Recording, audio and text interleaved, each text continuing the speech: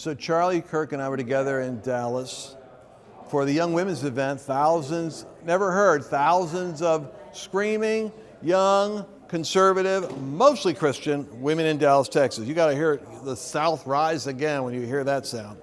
And so Charlie was just not even married to Erica yet. She was there. He was introducing her. And he was kind enough to hang out with me. And I caught an interview with him, just doing random like we would do, just random talking about whatever. Just two guys constantly being misrepresented in the media, always comparing notes in private about Christian nationalism and the latest articles. But I wanted to share it with you because now you go back in your archives, right? I got friends of mine going back to texts from Charlie or pictures they have, and it makes you realize how precious he is, how precious life is, and how important Turning Point is, and how much we're all really part of their organization. So I wanted to share this with you. Watch this. Welcome to our latest broadcast we're doing right now with Lance Wallnau. And here's a man who should need no introduction, but I want to make sure all of you know who he is. Charlie Kirk has single-handedly mobilized the next generation of conservatives and Christians in the unreachable youth and millennial bracket. And somehow, through his own catalytic style and chaotic approach, he has cobbled together some kind of an idea that captured so much imagination, even the president himself, Donald Trump, recognized this guy is carrying the future of America for the next generation. And I want you to meet him and hear from him in person. Charlie Kirk, welcome. Lance, thank you. Good man. You're on fire right now because I understand that you're like 80% over the quota of where you were last year for the same event. Well, we didn't have it last year for obvious reasons because of the lockdowns. Right. We wished we could have, but yeah, I mean, we're at 2,500 young conservative women here. It's pretty amazing. Young conservative women. I'll bet you there's a lot more out there, and I'll bet you I've got a demographic with a lot of the parents probably because that's my age demo. But what are you seeing out there they're resonating with? What are they responding to in your message? A couple different things. I mean, I talked about this a little bit this morning. I think there is a growing desire and a growing appetite for order in the midst of chaos of our entire society. I think that conservatives must be very clear about what we stand for and why we stand for it, such as things that are eternal, things that are divine, things that have proven to work.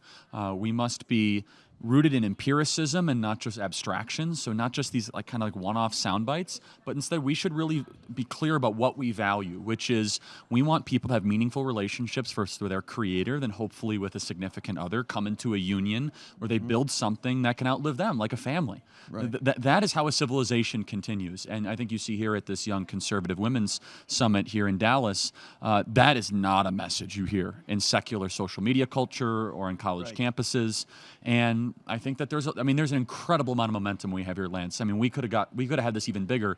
The largest ever young conservative female summit that we know of in history.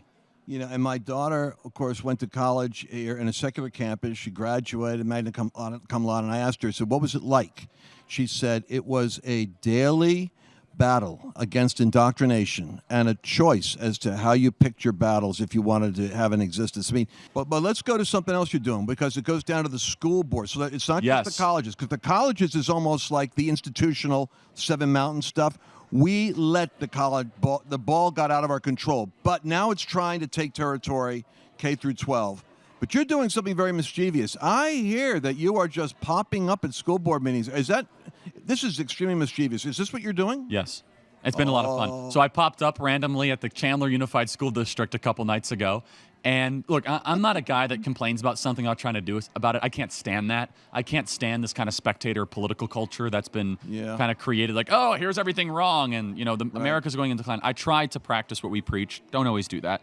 But I try my best. And the school board thing, I've been kind of ranting about it for the last couple months. Got married, took some time off, which I was very happy about. And I said, right when I get back, I'm going to do this thing. And so I'm going to be going to school boards all across the summer. I'm just going to be showing up. And if they have me, then great. And if they have some problem with it, then they're going to have to explain to me why. But it's a random showing, so they never know. They never know. So any school board at any time, I hope you guys are listening, you might have me testify there. But the parents need to get involved is the point. And in South Lake here, we've seen something historic happen where They were mobilized. Parents that got informed showed up, and suddenly you're seeing school boards getting flipped over. You're seeing county commission offices being changed, mayors being changed. I think a grassroots mobilization is coming out of the frustration with the election experience November 3rd. There's a grassroots pushback. Is that what you're seeing here? I'm seeing it all over my audience. Yeah, totally. I think the school boards have now become the place where all this kind of pent-up frustration kind of is now has a platform. It now has an area where this is. And people are kind of all angry about their own thing. And it's kind of fun. It's magical. It's like, okay, this is where we're going to air this all. And by the way, that's the best place. It's kind of this kind of like sandbox for the airing of grievances of everything that's been happening wrong. Right. Where some people are like, you know what? They have the vaccines. And some people are like, I don't like the masks. Yeah, some people are critical race theory. Some people to this transgender thing. I'm like, keep coming. This is the place to do it. And actually, It's actually a place where you can make a meaningful difference. Right. Unlike, I'm going to go write a letter to my congressman. Like, yeah, that's fine, terrific. Yeah. But, and your Facebook protest doesn't work unless you're in their district anyway. So they really don't care what your opinion is. The school boards are the perfect place for this. And you know what? I have a theory on this. I have a theory that Americans, for the most part, they tend to be, 70% of American, the conservative, leaning conservative element, they're not by nature protesters. They're not by nature going to break windows and yell and scream. So it takes a lot to get them to be activists.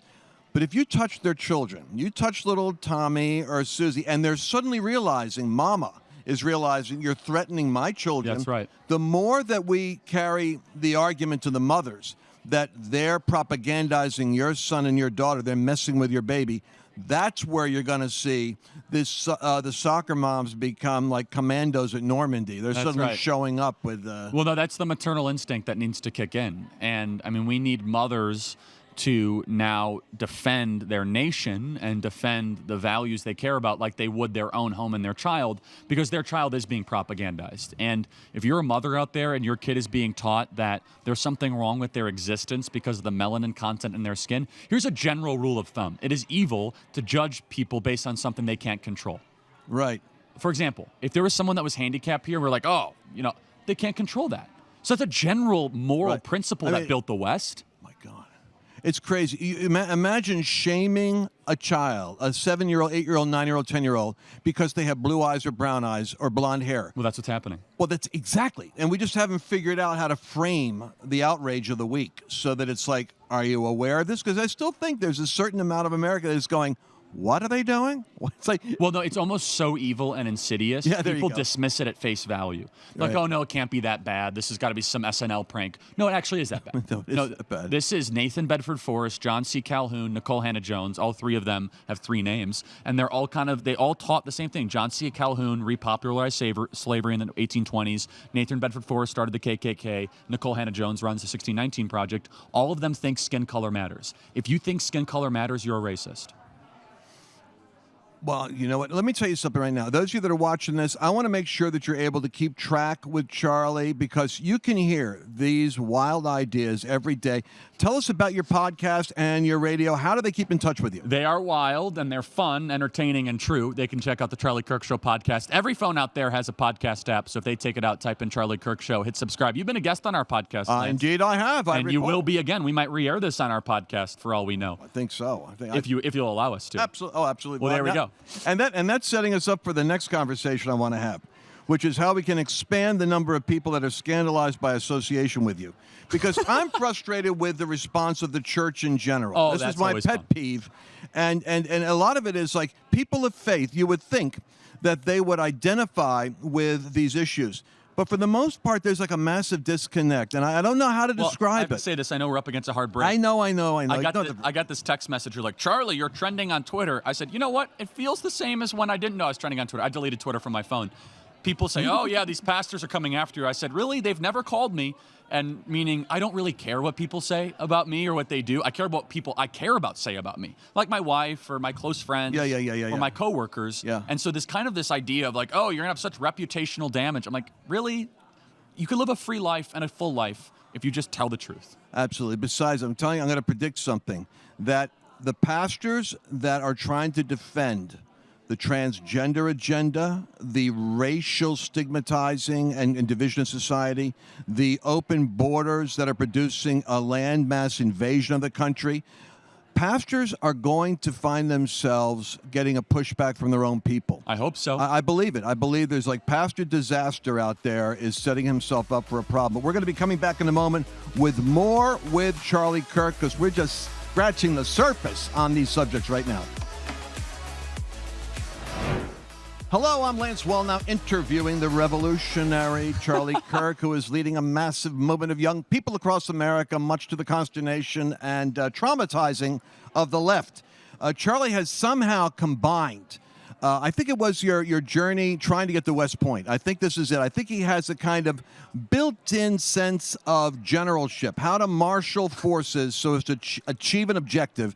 And we've been really vague about this. And I got to introduce you to the Seven Mountain idea. I love that academia idea. And big business, big government, big media, big arts, and then the family and education, and then the church. Where do you think the hot spot is right now? Because you're all over those places. But what would you like to say about making a difference in? We've talked about education in the last segment. Where else can we make an impact? Well, the church. All right, let's go there. And I just want to compliment you. The Seven Mountains is brilliant. It really is good. And look, I mean, the church is the place that has saved America every time that we've fallen.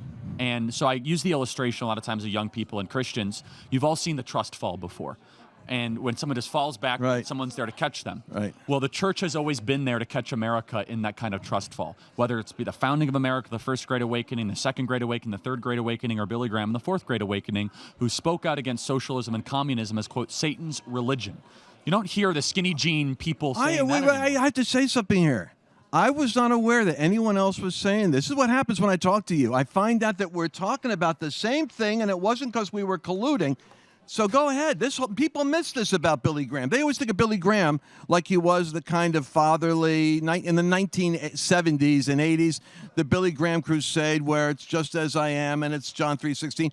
But he started off as an apocalyptic, prophetic warning voice about the dangers of the American experience being judged if it didn't identify itself with God's purposes and Jesus specifically. Totally. So keep going. Well, and I give him a lot of credit for inspiring smaller churches to actually speak out against the rise of socialism and communism in the 1950s, where there were deliberate attempts by the KGB to try to infiltrate our culture, and Billy Graham stood against that. There's a beautiful sermon where he said, communism is Satan's religion. And he goes through it, and he says, their God is that of materialism. Their God is one of sexual indulgence. And he's either we're going to have the God of the Bible and the Son of God, Jesus Christ, or we're going to have whatever they want to usher in. And I'm paraphrasing the sermon, but that's the essence of it. And he said some stuff. He said, because I wanted to quote him extensively in a book, and you'd be surprised how you can't quote these quotes because they're so powerful, and it's like somebody was fighting me.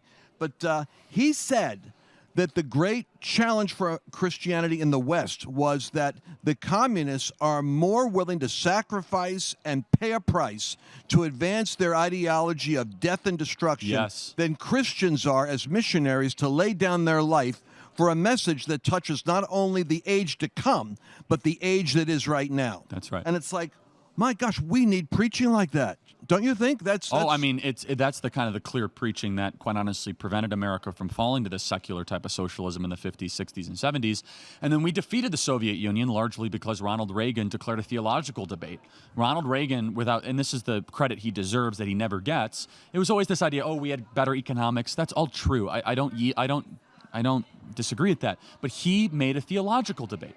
In 82, 83, 84, Ronald Reagan would go around the world and he'd say, look, we believe in God and they don't. We believe in an eternal transcendent order and they don't. And we're going to win because of that.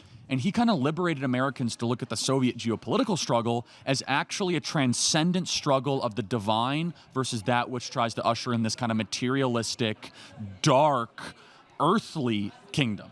And we won. Wow. And then post-Soviet Union falling, the 90s, I think we really made a lot of mistakes where we had mass migration passed by George H.W. Bush doing a deal with the metaphorical devil, with Ted Kennedy, mass immigration bringing 1.9 million people into our country every single year, to 1994 where we ratified NAFTA, to 1999 where we repealed Glass-Steagall, to 2001 when we let in China into the World Trade Organization.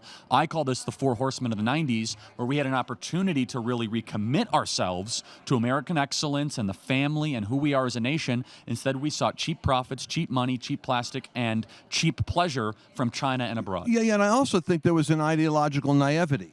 And it's very important you catch this in the audience, that there was this idea that we were going to engage China and bring them in to a kind of a democratizing of their radical CCP potential criminal activity, only to find out that we had invited the tiger into the tent and that we weren't reforming them, we were funding them. That's right. And so I fear that this same faulty logic exists in many people in the faith community. Totally. That they think that something that is an ideological enemy can be won by establishing conditions where it can be accepted, embraced, and proliferated with your engagement, as though you're going to kind of love Hitler into a change of disposition towards Poland. Not going to happen.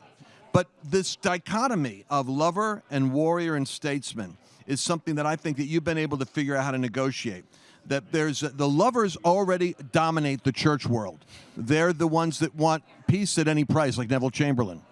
We need more Churchills, which is what you are, which is mobilizing words as battalions to attract the alignment of the army to go to the high places, to take the battle to the enemy. And where are the statesmen funding this? You want to know what a private frustration of mine is for guys like this? The left is lubricated with money, and we could barely get the funding out on the most crucial battle of your lifetime. I think the evidence is there that organizations like this are making a difference. But we got to get into the faith community. Let's talk about what you're doing with the Faith Initiative. Are you going to churches? Are churches opening up? What's happening? I've spoken at over 60 churches in the last year, 60. And by total accident, it's because they're only places that were open. And I realized that there was a real movement. And for every minute of criticism I give towards pastors, I want to give at least 10 seconds of praise. There are some good pastors out there. Rob McCoy, Jack Hibbs, James Cadiz, Pastor Jurgen, the Barnetts, Ken Graves. I could go through them. And they've warmly embraced me, and they want to be part of this kind of coalition. You know these people. That's why you're chuckling. No, I'm laughing because it's pretty bad. It's like when we talk about there's some good people in the Republican Party. No, and I know. And you can list who they are because we all know there's like 6 or 7 our I favorite. could keep going. Greg Farrington, I know. You said 60. I'm sure there's half of them are like So at Turning Point Faith, we're going to try to, our vision, and it might be foolishly optimistic, but I've been called that before, and now you can kind of see it. We want 1,000 Dietrich Bonhoeffers. We're not going to say, like, we're going to create them. I want to find them and encourage them. That's it. Find and encourage. Find and encourage. That's it. Because I'm not going to, like, train people or I just want to find and encourage. Here's just a branding idea. Dietrich Bonhoeffer died as a martyr. Yeah, go with 1,000 Martin Luthers. It's got a little more. That's fair. I like the Bonhoeffer example because of the circumstances, the tyranny. Yes. But I also like the Bonhoeffer because I never want to make anyone feel as if I'm being anything but honest. It's going to cost us something. God forbid our life like that, but eventually we're all going to have to go to heaven. And so Bonhoeffer is the example of, hey, I'm willing to sacrifice everything I have for God's purpose on earth. But I hear you. It's not exactly the greatest sales pitch. No. I suppose I'd rather die in a glorious martyrdom than by getting a Dorito stuck in my throat. They say you die twice. When you actually die and the last time somebody mentions your name. Bonhoeffer will be mentioned, I think, as long as human beings have breath. With that being said, I think so. This faith initiative we have is very, very important. The pastors need to rise up and take ownership. Well, what do you do? Okay, so what happens if someone goes, "I want my church involved"? A pastor's watching. They go, or a pastor's wife says, "I'm in." What do they do? So I'll give you one piece of programming we have. We started something called Freedom Square. It's the first Tuesday of every month at Dream City Church, formerly Tom Lee Barnett's church, now Luke Barnett's church. It used to be Phoenix First, now it's Dream City Church. Good. We have 2,000 people that have showed up 2 months in a row. And we want to export this and empower and encourage pastors to do it for themselves. And I say, well, what is this? It's programming where we talk about all the local issues and how they intersect with the Bible. Pastor Jurgen's going to do it at Awaken Church, Jack Hibbs. We got Rob McCoy, and we got Steve Smotherman with his huge church out in Albuquerque. We want to get hundreds of churches to do that. In addition, we're just going to have a coalition with no asks. This is the crazy thing. Like, all these people come to these churches and are asking for money. I'm going to go to these pastors and our network will, how can we help you? And they're going to say, you know what? I need 3 easy-to-give sermons on where rights come from. Perfect. We want to be a resource center. We want to be a place of encouragement. We want a place of training. This is true. You know, I saw a survey with Barna, and he said that the number one problem that pastors are having is It's a landmine field. You know, so how do they talk about the current transgender issues, critical race theory? Because really, there's a lot of risk. They're not adding people to their audience, but they are potentially losing people. So they need the talking cares, point. though? I mean, I it's know like- you say that, but that's that's what makes you you. These guys are the lovers. They're not the warriors, and they're trying to heal everybody. But will they get talking points that'll help them navigate around these issues? Yeah. So think Rick Warren. Yeah. Rick Warren used to have these easy-to-print, downloadable public sermons on grace, and they were really good before Rick Warren went woke, right? Right. And we want to do the same thing for these issues. And that's just one of many resources. And then more than anything else, Lance, I'm not here to take credit. I'm not here to build some sort of megaplex Christian Incorporated thing. I just want to play a part in an energy flow towards the good. That's it. And raise up 1,000 martyrs in the process. We're all going to be we're all dead eventually, and then we get to truly live. I love it. I'm so inspired. I'm ready to go kill myself. Thank you. Now here's what I want to do. If they want to follow you, what do they got to do? They can go to tpusa.com. They can also go to charliekirk.com. And more importantly, just the following's great and all this. Just commit yourself to courageous action that is consistent with the gospel of Jesus Christ, especially in the public square. All right, so just real quick, it's got 30 seconds. If I'm a young conservative listening to you right now and I'm going to church, can I promote this somehow in my church? What do I do? Yes, of course. You should go to your pastor and say, I want to have Turning Point Faith come to my church. And their pastor will say, no. And then you should ask again. That's putting your faith out there, folks. All right, so we're gonna close this segment now. We're gonna come back. Hopefully, we got one more, and oh boy, you don't want to miss the next one for nothing. I am so excited to have Charlie Kirk on my show today, and the reason why I'm excited is because I actually, I was born in Long Island, and I worked as a consultant at a Fortune 500 company in Babylon, Long Island. Can you believe Babylon exists? But we used to listen to WABC, the top station up in New York and the metro area. And Charlie now has a show that's going to be on WABC. And what time is it going to be on? So it's Rush's slot. Whoa, it's noon Rush every day. Limbaugh's slot, people. Isn't that great? Over 100 stations now across the country, in addition to our podcast. We've been really blessed. And so WABC is a great station, and it's a lot of pressure, so I pray that we'll be able to not... Well, I want you to pray for this guy. He's got tremendous pressure on him all the time. Pray for him. What people were praying for you, what do you want him to pray for? Wisdom and protection. Yeah. And clarity. Wisdom, protection, and clarity. All right, we got that covered. We got it covered. That we'll take care of that. I want to give you some quotes, Charlie. Lightning round. Here we go. Some interesting statements you made. Our staff heard you say, and I want you to spontaneously and extemporaneously talk about it. Purpose comes from a Greek word. You will get educated on his podcast, people. Telos. That word I remember is like in telescope, but Bingo. I don't know right. what you're talking about. Talk to me about the relationship between telos and purpose. So it's that whoever took those notes is a very good listener. So yes, purpose comes from a Greek word telos, which means far out in the distance, which is worth aiming for, and that's where we get telescope from. And so I think that we have a lack of purpose with a lot of young people in our country. They don't know why they're here, they don't know what they're doing, and they're kind of fed this awfully depressing, secular, nihilistic pablum where you're just here by an act of randomness. You weren't designed for a purpose. You don't have any sort of end goal in mind. And so I think a renewal of purpose, especially through a biblical worldview, is imperative. It's what you don't do that will give you fulfillment. What does that mean? It's the wise restraints that keep you free. So that is you got to unpack that one. So at the Harvard Law School, there is a quote that says the law is the wise restraints that keep you free. It's the opposite of what secular culture will tell you. It's actually what you don't do that will actually keep you more free. And especially in today's culture, which is maybe you shouldn't take that substance. Maybe you shouldn't go out with those friends. Maybe you shouldn't all of a sudden be promiscuous in your relationships. We need to actually tell young people to put handcuffs and restraints on their moral behavior, and that will give them true freedom. That's what the Decalogue is all about. If you really think about it, a lot of it is telling people what not to do. Don't murder, don't lie. There are some positive commandments, but some of them are actually telling you not to do certain things. So in other words, when people talk about commandments and what the Bible says, it's actually, I think about this. My brother Carl went on a building site with my dad. My dad worked with Exxon, which was Standard Oil back in the day. And my dad foolishly took my brother to a roof on a gas station where he was doing some construction for Exxon, Esso back then. And my brother was walking off the ledge of the building. and my father couldn't run to him in time. He's like, imagine this, my dad taking a 2-year-old up to a roof anyway. So he's walking towards the edge of the roof, and my father yells, "Carl, stop!" And he froze because my dad was a World War II vet, and he always commanded us with his voice when we grew up so he didn't have to spank us a lot.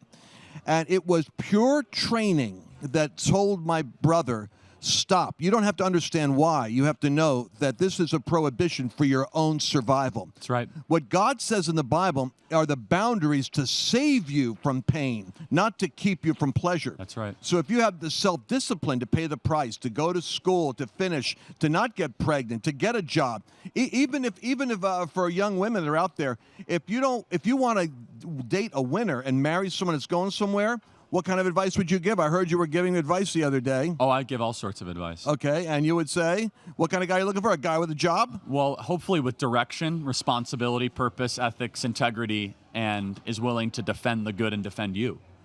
The boundaries actually produce prosperity. That's the point. Boundaries produce prosperity. So I'm wondering about the economics of this. I know we have an older audience here. I got a lot of business people in my environment here, but man, we have really lost even the argument on corporations. And you have a certain quote here somewhere. I'm going to find it here. There's a difference between corporation, or what is the distinction you make between capital or corporation? Capitalism and corporatism. Talk to me about that. Well, I think that in some ways the conservative movement lost its way when we started worshiping corporations for corporation's sake. I'm a free market guy. I love entrepreneurship. I love people starting something from nothing. I value private property rights. In fact, I think private property is directly linked with freedom. And I think that's what separates us a lot from the political socialist left. With that being said, I don't necessarily think it's a good thing that Amazon is growing at the rate it's growing. I don't think it's a good thing that they're basically Democrat super PAC package redistribution centers that are able to kind of set up shop here right outside of Fountain Hills, Texas, and say, you know what, we're now going to run the local government. We're now going to run, because we're the #1 job producer, if you don't have transgender stuff, if we like it in school boards, then we're going to shut down the plant.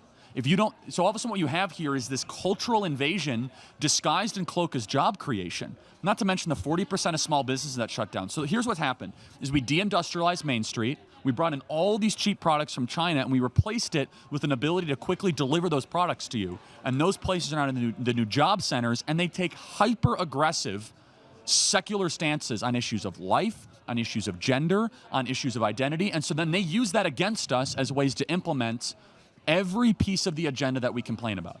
Oh, it's maddening. And I don't even want to get involved with this. But, like China, for those of you that are tracking with this stuff, China has their first meeting with Blinken discussing American policy. We apologize. And what do? They quote CNN fake news about American systemic racism and throw it back in our face and say, hey, here's what you guys are dealing with, so don't lecture us about ethics. Yep. So we furnished them the sword that they cut our head off with. So, but I want to go back to this idea here with corporations, because Victor Hanson made an interesting point the other night.